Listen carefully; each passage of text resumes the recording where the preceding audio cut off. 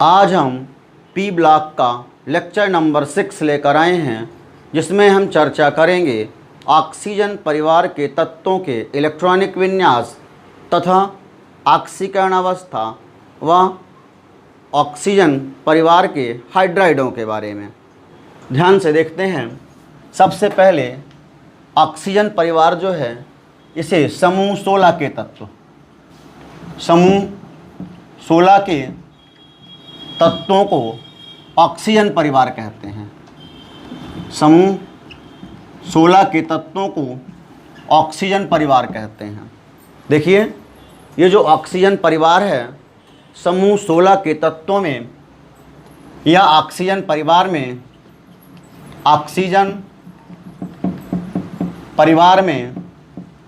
परिवार में 6 तत्व oxygen, sulphur, selenium, tellurium, polonium व लिवरमोरियम LV आते हैं।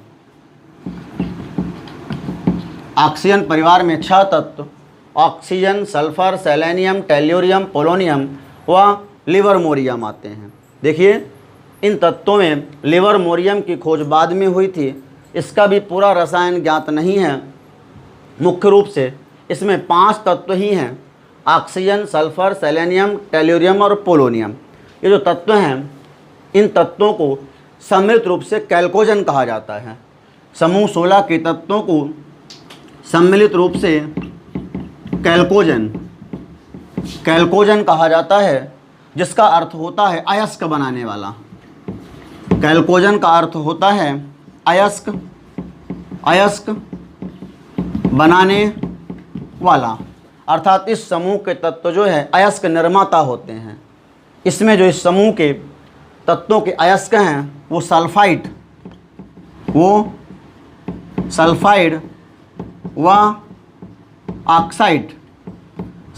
व ऑक्साइड के रूप में इनके अयस्क होते हैं। तो कहने का मतलब ये है कि समूह 16 के तत्वों या ऑक्सीजन परिवार में 6 तत्व oxygen, sulphur, selenium, tellurium, polonium व लिवरमोरियम आते हैं, जिन्हें कैल्कोजन कहा जाता है। कैल्कोजन इसलिए कहते हैं क्योंकि ये तत्व अयस्क निर्माता होते हैं। इनके अयस्क जो है ऑक्साइड व सल्फाइड के रूप में होते हैं। अब देखते हैं ऑक्सीजन परिवार जो है, इन तत्वों के परमाणु क्रमांक व इलेक्ट्रॉनिक विन्यास के बारे में। इन तत्वों के परमाणु क्रमांक व इलेक्ट्रॉनिक विन्यास के बारे में। ऑक्सीजन परिवार के तत्वों के इस तरह से एक चार्ट बनाते हैं।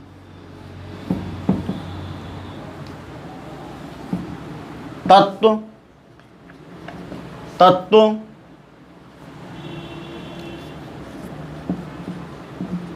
परमाणु क्रमांक व इलेक्ट्रॉनिक विन्यास। देखिए, तत्व जो है, सबसे पहला तत्व है ऑक्सीजन, परमाणु क्रमांक 8। इलेक्ट्रॉनिक विन्यास की यदि बात करें, हीलियम को आधार माने तो हीलियम के बाद 2s2 और 2p2, 2p4, 2s2, 2p4। ये तत्व जो हैं, इन तत्वों का अंतिम इलेक्ट्रॉनिक विन्यास ns2np4 होता है। ये आपको ध्यान रखना है। इन तत्वों का अंतिम इलेक्ट्रॉनिक विन्यास ns2np4 होता है। हीलियम के बाद 2s2, 2p4, ऑक्सीजन के बाद सल्फर, 16 होता है परमाणु क्रमांक।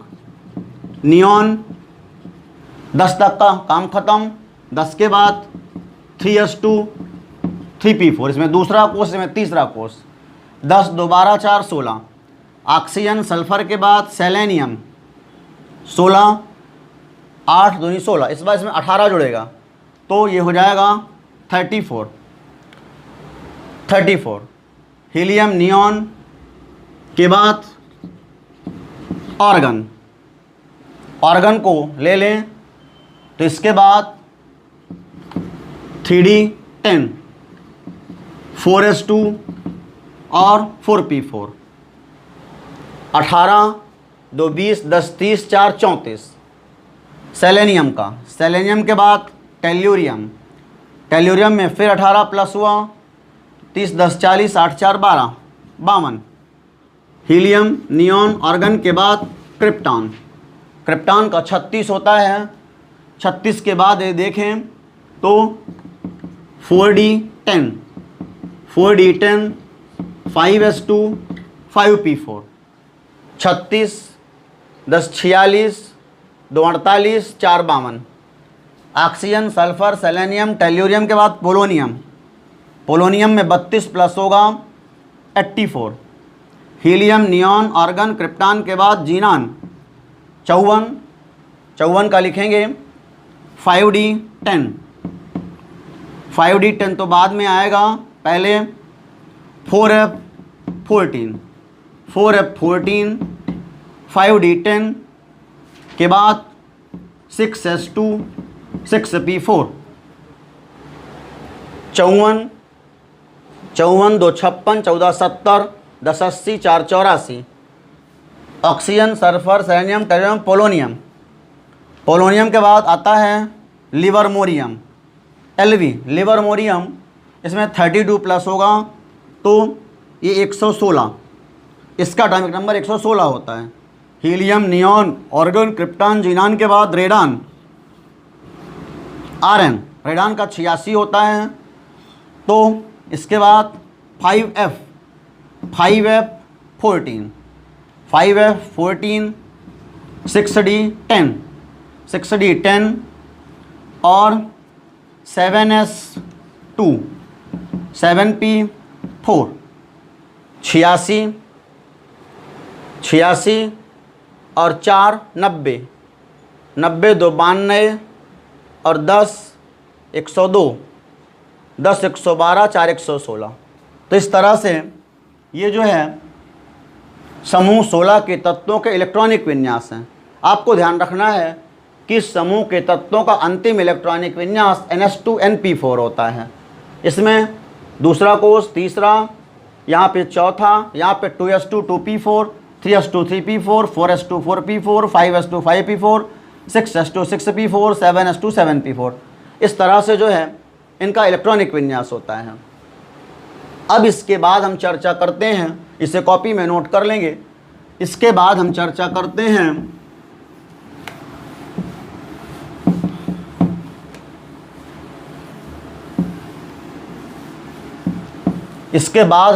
करते हैं समूह 16 के तत्वों के भौतिक व रासायनिक गुणों के बारे में।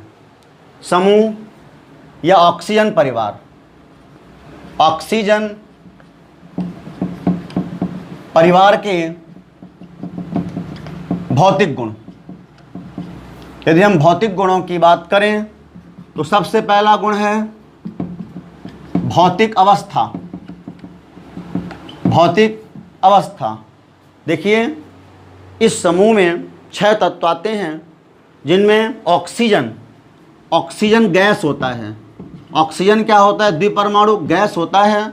जबकि अन्य तत्व जो है सल्फर, सेलेनियम, टेल्यूरियम आदि अष्टपरमाणु ठोस होते हैं। ये कैसे होते हैं? अष्टपरमाणु, S8 SE8 सॉलिड। इसमें ऑक्सीजन जो है गैस होता है और S8 SE8 आदि ठोस होते हैं।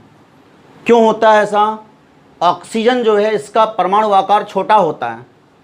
इस समूह में ऑक्सीजन का परमाणु आकार छोटा होने के कारण 2 ऑक्सीजन परमाणुओं के मध्य पी बंध पाया जाता है। इसमें जो है आपको यही लिखना है, इस समूह में ऑक्सीजन परिवार के तत्वों में, ऑक्सीजन परिवार के तत्वों में ऑक्सीजन का छोटा आकार, ऑक्सीजन का छोटा आकार होने के कारण 2 ऑक्सीजन परमाणुओं के मध्य, 2 ऑक्सीजन परमाणुओं के मध्य पी पाई बंध पाए जाने के कारण ऑक्सीजन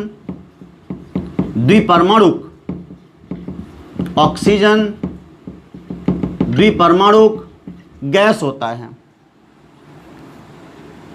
जबकि सल्फर व अन्य तत्व अपने बड़े आकार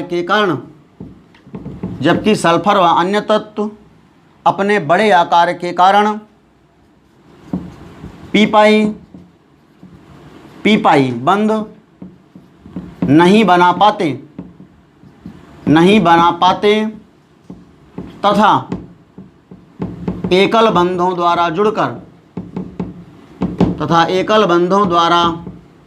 जुड़कर जटिल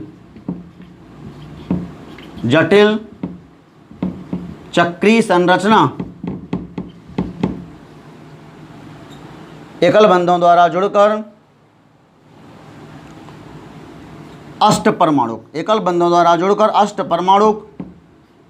अष्टपरमाणुक जटिल चक्रीय संरचना बनाते हैं। जैसे सल्फर में 8 सल्फर परमाणु आपस में एकल बंधों द्वारा जुड़कर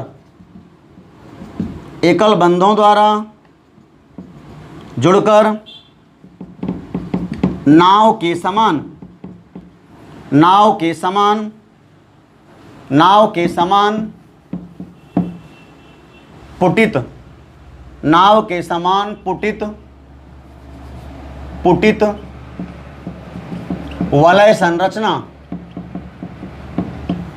समान पुटित वलय संरचना बनाते हैं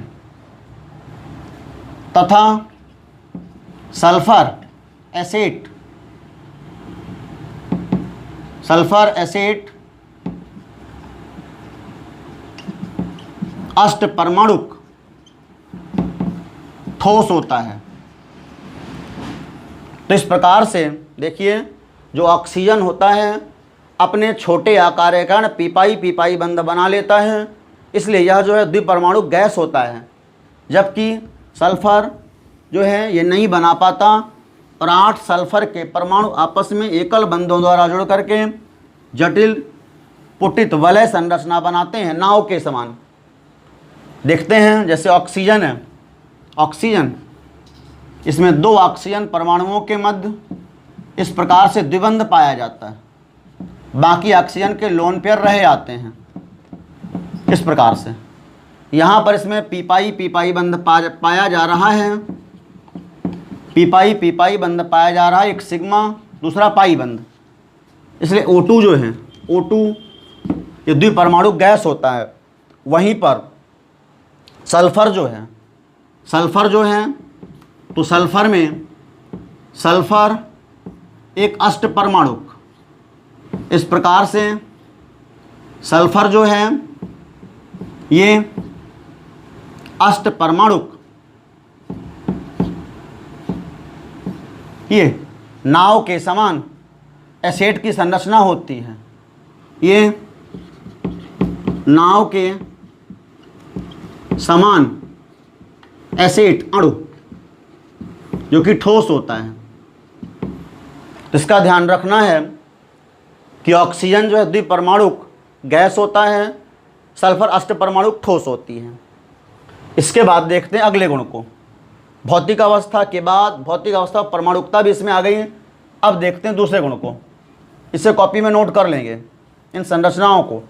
यह एसिड का स्ट्रक्चर है, ये O2 का स्ट्रक्चर है। इसके बाद दूसरी स्थिति है धात्विक लक्षण। धात्विक लक्षण देखिए, धात्विक लक्षण में ऑक्सीजन से पोलोनियम की ओर जाने पर धात्विक प्रकृति बढ़ती है। इसमें जो है ऑक्सीजन व सल्फर पूर्णतः अधातु हैं। ऑक्सीजन सल्फर पूर्णतः अधातु होते हैं। सेलेनियम और टेल्यूरियम ये उपधातु होती हैं, ये उपधातु होती हैं। इसके अलावा पोलोनियम, पोलोनियम जो है ये धातु होता है, इसका ध्यान रखेंगे। तीसरा है गलनांक। गलनांक, क्वथनांक व घनत्व। देखिए, ऑक्सीजन से टेल्यूरियम की ओर चलने पर या पोलोनियम की ओर चलने पर इनके गलनांक, क्वथनांक व घनत्व बढ़ते जाते हैं। ऑक्सीजन से सल्फर, सेलेनियम, टेल्यूरियम, ऑक्सीजन से टेल्यूरियम की ओर चलने पर, की ओर चलने पर इनके गलनांक, क्वथनांक व घनत्व, इनके गलनांक, क्वथनांक व घनत्व बढ़ते जाते हैं। इसके बाद अगला है गुण श्रृंखलन। श्रृंखलन देखिए, ऑक्सीजन परिवार के तत्वों में मुख्य रूप से सल्फर में श्रृंखलन का गुण पाया जाता है। ऑक्सीजन परिवार में ऑक्सीजन तो केवल परऑक्साइड बंध बनाता है। ऑक्सीजन परिवार में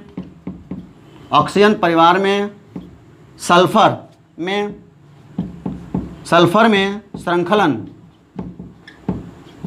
का गुण मुख्य रूप से पाया जाता है तथा ये पॉलीसल्फाइड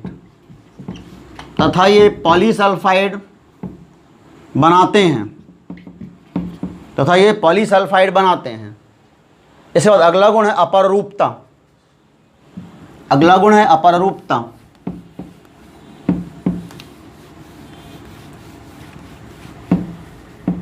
अगला गुण है अपररूपता।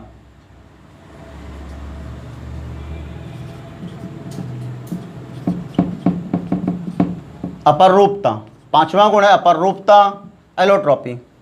देखिए, ऑक्सीजन परिवार के सभी तत्वों में अपररूपता गुण पाया जाता है। ऑक्सीजन परिवार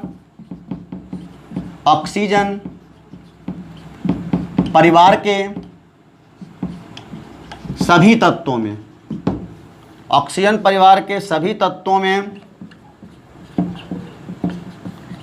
अपररूपता का गुण पाया जाता है। ऑक्सीजन के दो अपर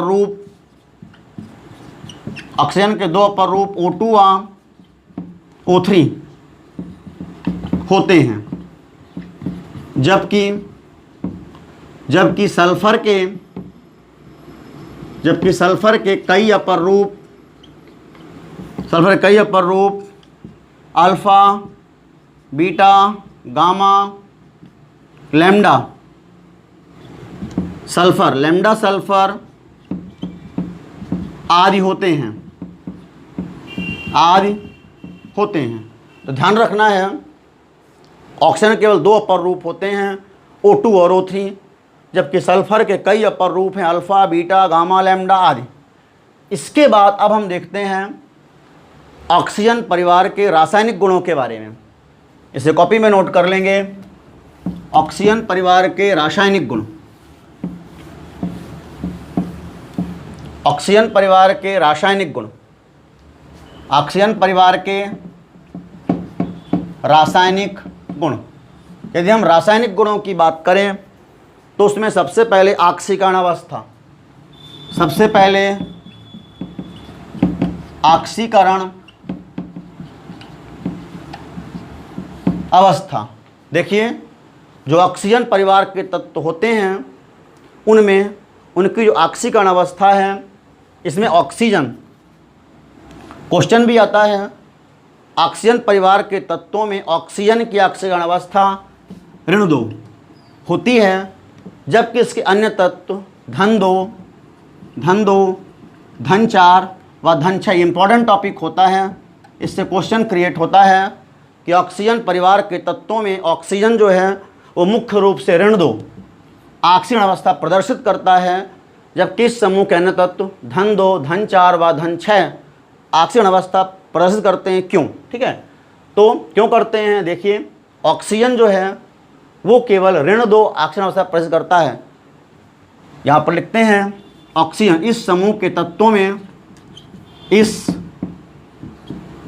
समूह के तत्वों में, इस समूह के तत्वों में ऑक्सीजन में रिक्त डी कक्षक, इसमें रिक्त डी कक्षक नहीं होता। रिक्त डी कक्षक न होने के कारण यह अपनी संयोजकता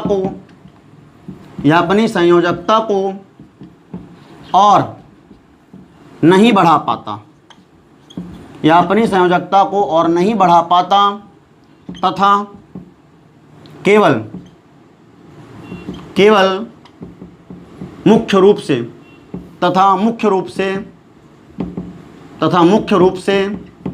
ऋण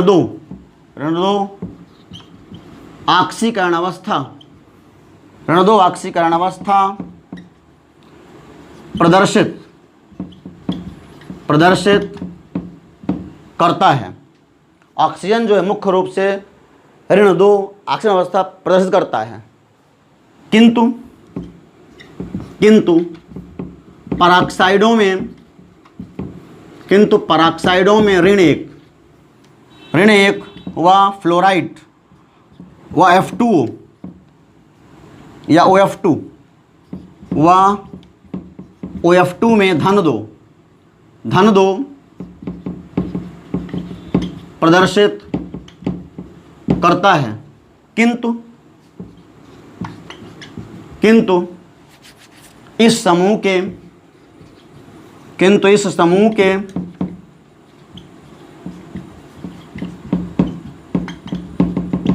अन्य तत्वों में रिक्त डी कक्षक होने के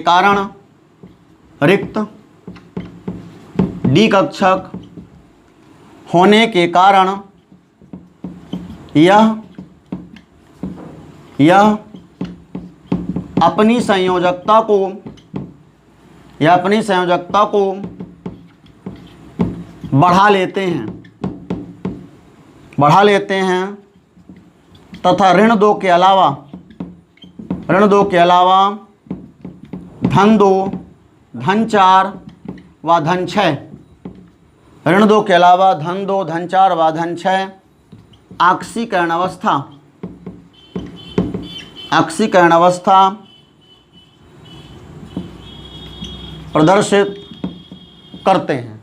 तो देखिए, जो ऑक्सीजन परिवार के तत्व हैं, इसमें ऑक्सीजन जो है इसका परमाणु आकार छोटा होता है, जिसके कारण ये केवल ऋण 2 ऑक्सीकरण अवस्था प्रदर्शित करता है।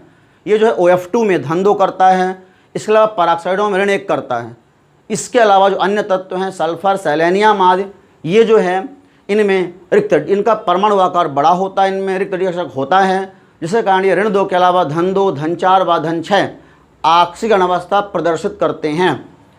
इसे देखते हैं, इसे कॉपी में नोट कर लेंगे। इसके बाद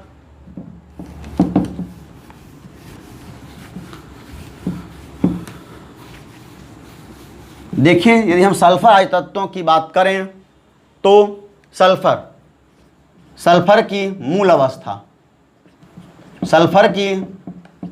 यदि मूल अवस्था में हम देखें तो इसमें 3s2, ये कौन सा कक्षक है? 3s है, और ये 3p है। इसके बाद 3d में 5 कक्षक होते हैं, ये 5। 3s में 2 इलेक्ट्रॉन और 3p में 4 इलेक्ट्रॉन। 1 2 3 और 4।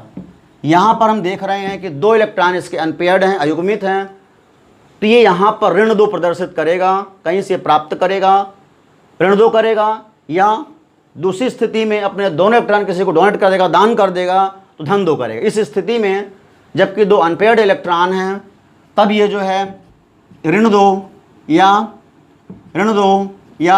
धन 2, ऋण 2 या धन 2 ऑक्सीकरण अवस्था प्रदर्शित करेगा मूल अवस्था में। इसके बाद सल्फर की प्रथम उत्तेजित अवस्था में ये जो है 3s कक्षक है और ये 3p कक्षक है। इसमें क्या होता है, ये इलेक्ट्रॉन अनपेयर्ड होता है और d कक्षक में जाता है, अनपेयर्ड होकर के d में जाता है। देखेंगे एक इलेक्ट्रॉन यहाँ से उत्तेजित होकर के d कक्षक में जाएगा, 1 2 3 4। अब 4 अनपेयर्ड इलेक्ट्रॉन हो गए, अब जो है 4 अयुग्मित इलेक्ट्रॉन हो गए। तो इस स्थिति में यह धन 4 ऑक्सीकरण अवस्था प्रदर्शित करेगा। यहाँ पर ये 4 इलेक्ट्रॉन अयुग्मित हो जाएंगे, तब ये धन 4 ऑक्सीकरण अवस्था प्रदर्शित करेगा। इसके अलावा सल्फर की द्वितीय उत्तेजित अवस्था में क्या होगा कि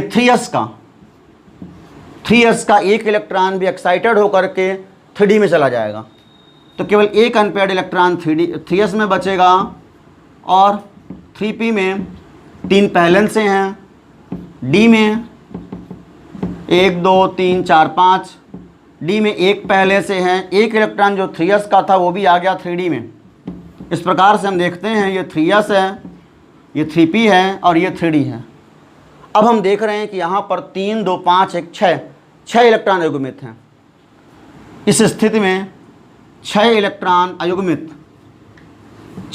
अयुग्मित हो जाएंगे और ये जो है धन 6 ऑक्सीकरण अवस्था प्रदर्शित करेगा। तो इसे भी कॉपी में नोट कर लेंगे किस प्रकार से अन्य तत्व जो है ऋण 2 के अलावा धन 2 धन 4 व धन 6 दर्शाते हैं।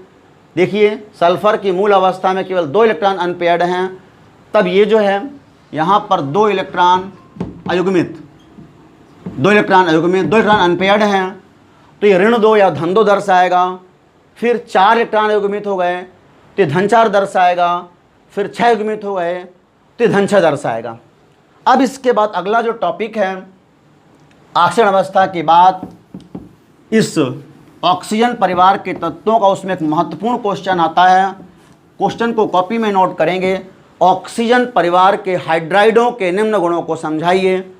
अब जो अगला रासायनिक गुणों का दूसरा टॉपिक है वो है हाइड्राइड। वो कौन सा है? हाइड्राइड। देखिए ऑक्सीजन परिवार के जो हाइड्राइड हैं, ऑक्सीजन परिवार के तत्व हाइड्रोजन से मिलकर के निम्न सहसंयोजी हाइड्राइड बनाते हैं। ऑक्सीजन परिवार के तत्व हाइड्रोजन से क्रिया करके निम्न सहसंयोजी हाइड्राइड बनाते हैं। ऑक्सीजन का हाइड्राइड क्या है? H2O, जिसे आप जानते हैं जल होता है, ठीक है। सल्फर का हाइड्राइड क्या है? H2S, ये हाइड्रोजन सल्फाइड है। इसी प्रकार से ऑक्सीजन, सल्फर, सेलेनियम का हाइड्राइड H2SP, H2Se, जिसे हम सेलेनियम हाइड्राइड कहते हैं। इसके बाद है टेल्यूरियम का हाइड्राइड H2Te, पोलोनियम का हाइड्राइड H2PO। तो इनके हाइड्राइड हैं जल, hydrogen sulphide, selenium hydride, tellurium hydride, polonium hydride के नाम है। अब इनके बाद हम इनके गुणों को देखते हैं। इसे कॉपी में नोट कर लेंगे। हाइड्राइडों को इनके जो गुण हैं, यदि हम गुणों की बात करें तो इनका जो पहला गुण है, यदि हम पहला गुण देखें तो भौतिक अवस्था, भौतिक अवस्था, भौतिक अवस्था जो है इसमें जो इसका पहला हाइड्राइड है H2O, H2O जो है ये द्रव अवस्था में होता है, बाकी गैस होते हैं। भौतिक अवस्था में H2O द्रव होता है, H2O में H2O अणु, H2O अणु आपस में हाइड्रोजन बॉन्ड के द्वारा संगुणित होने के कारण द्रव होता है, जबकि अन्य हाइड्राइड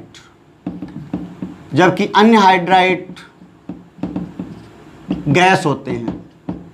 इसमें H2O जो है रंगहीन गंधहीन द्रव होता है, जबकि इसके अलावा अन्य हाइड्राइडों में विशेष गंध होती है, अरुचिकर गंध वाले द्रव गैस होते हैं। अन्य हाइड्राइड जो अरुचिकर गंध वाले गैस होते हैं, H2O द्रव होता है। तो ये थी भौतिक अवस्था। आपको ध्यान रखना है कि H2O द्रव होता है जो रंगहीन गंधहीन द्रव होता है, जबकि अन्य हाइड्राइड जो है अरुचिकर गंध वाले गैस होते हैं। इसके अलावा दूसरा जो है इसका गुण है तापीय स्थायित्व, तापीय स्थायित्व। ध्यान से देखेंगे H2O से H2TE, पोलोनियम भी रेडियो एक्टिव होता है, जल्दी विघटित होता है। टी तक यदि हम लें H2O से H2TE की ओर चलने पर, H2O से H2TE की ओर चलने पर जैसे जैसे केंद्रीय परमाणु का आकार बढ़ेगा, MH बंध की शक्ति घटती जाने के कारण तापीय स्थायित्व में कमी होती है। H2O से H2TE की ओर चलने पर MH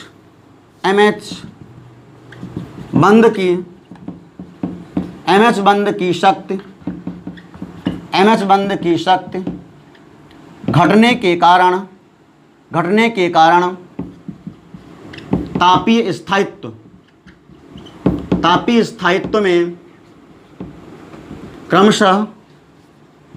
तापीय स्थायित्व में क्रमशः कमी होती है। इनके तापीय स्थायित्व का क्रम निम्न है। देखिए H2O जो है ये ताप के प्रति ज़्यादा स्थायी होता है, H2S कम होता है, H2SE और कम होता है, H2T सबसे कम होता है, और H2PO तो बहुत ही बिल्कुल अस्थायी होता है। H2 बहुत जल्दी विघटित होता है। ये जो है ताप के प्रति स्थायी होता है H2O। तापीय स्थायित्व के बाद दूसरा गुण है अम्लीय प्रवृत्ति। तापीय स्थायित्व के बाद दूसरा गुण होता है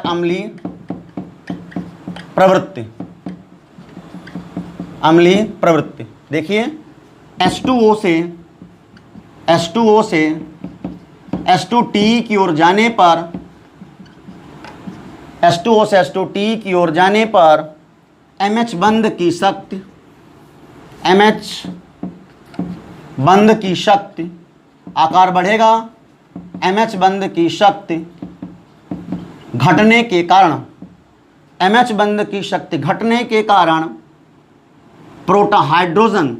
हाइड्रोजन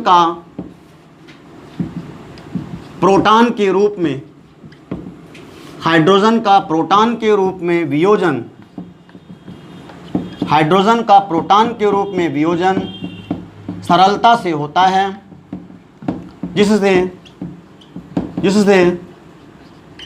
अम्लीय प्रवृत्ति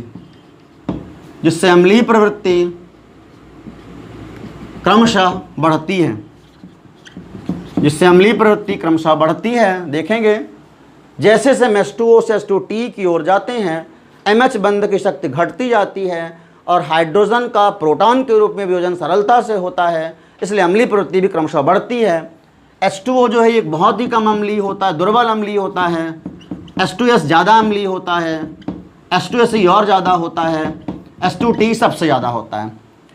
अम्लीय प्रवृत्ति के बाद जो तीसरा गुण है, यदि हम उसे देखें, सहसंयोजी लक्षण। सहसंयोजी लक्षण। देखिए, H2O से H2T की ओर जाने पर सहसंयोजी लक्षण में वृद्धि होती जाती है। H2O से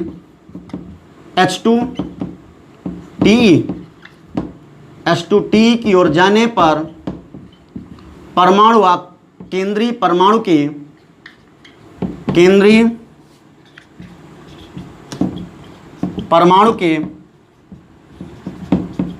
परमाणु के आकार में वृद्धि होने से सहसंयोजी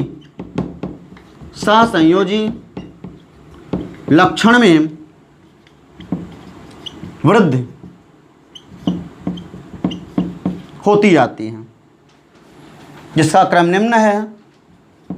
H2O में सहसंयोजी लक्षण कम रहेगा, H2S में ज़्यादा रहेगा, H2SE में और ज़्यादा रहेगा और H2T में सबसे ज़्यादा रहेगा। तो तीसरा गुण था सहसंयोजी लक्षण। इसके बाद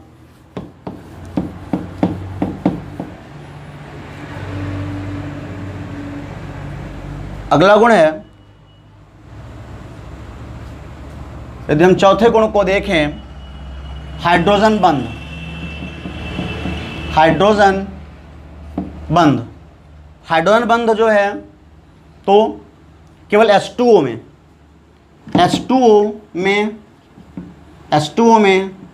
H बॉन्ड, इसमें क्वेश्चन आता है H2O द्रव है, H2S गैस है, क्यों? तो देखिए, H2O में हाइड्रोजन बंध पाए जाने के कारण यह द्रव होता है तथा इसका क्वथनांक अधिक होता है, जबकि H2S में हाइड्रोजन बंध नहीं पाए जाने से इसका क्वथनांक कम होता है तथा यह गैस होता है। इसका ध्यान रखेंगे। तो इस प्रकार से ये जो है ये चौथा गुण था, ये चौथा था। पहला भौतिक अवस्था, दूसरा तापीय स्थायित्व, तीसरा अम्लीय प्रवृत्ति, चौथा सहसंयोजी लक्षण, ये पांचवा था हाइड्रोजन बंध। यदि हम छठवें गुण की बात करें, अपचायक गुण छठवां गुण होगा, अपचायक गुण। देखिए, अपचायक गुण में जैसे जैसे हम H2O से H2T की ओर जाएंगे, MH बंध की शक्ति घटने के कारण जो है हाइड्रोजन का वियोजन सरलता से होगा और अपचायक गुण बढ़ेगा। H2O से H2T की ओर जाने पर मेन जो है MH फैक्टर है, H2O से H2T की ओर जाने पर MH बंध की शक्ति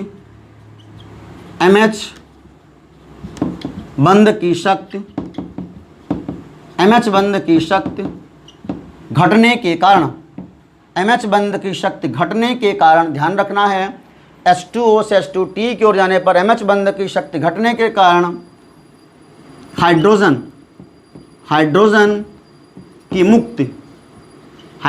मुक्ति सहज हो जाती है तथा अपचायक गुण क्रमशः बढ़ता है। H2O में अपचायक गुण कम रहेगा, H2S में ज़्यादा रहेगा, H2SE में और ज़्यादा रहेगा और H2T में सबसे ज़्यादा रहेगा। क्रम होता है, अपचायक गुणक्रम ये होता है, ध्यान रखेंगे। ये जो है अपचायक गुण का क्रम है। इसके बाद देखते हैं सातवें गुण के बारे में। हाइड्राइडों का जो 7वां लक्षण है वो है बंध कोण। बंध कोण, बॉन्ड एंगल। देखिए ये जो हाइड्राइड हैं, ऑक्सीजन परिवार के हाइड्राइडों में लोन पे, इसमें डबल लोन पेयर होते हैं, जैसे H2O है, HOO, H2 में 2 लोन पेयर होते हैं। लोन पेयर होने के कारण इनमें लोन पेयर के मध्य प्रतिकर्षण ज़्यादा होता है, जिसके कारण इनका जो बॉन्ड एंगल है वो घट जाता है, और प्रतिकर्षण बढ़ने के कारण जो है तो बॉन्ड एंगल में क्रमशः कमी होती है।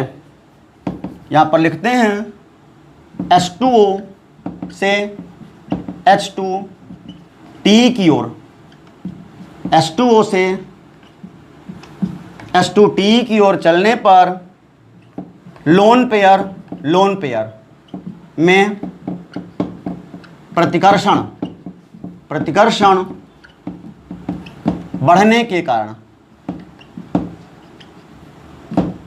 H2O से H2T की ओर चलने पर लोन पेयर में प्रतिकर्षण बढ़ने के कारण बंध कोण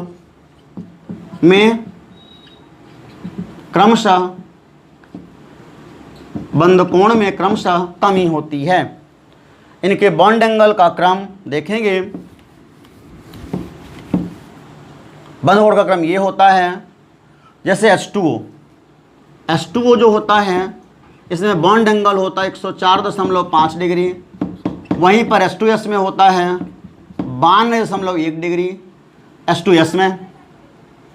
इसके बाद है H2SE, इसमें होता है 91 डिग्री, और H2TE में होता है 90 डिग्री। तो इस प्रकार से इस वीडियो में जो है हमने ऑक्सीजन परिवार के तत्वों के इलेक्ट्रॉनिक विन्यास, भौतिक गुण, रासायनिक गुणों में ऑक्सीकरण अवस्था व हाइड्राइडों के बारे में चर्चा की। धन्यवाद।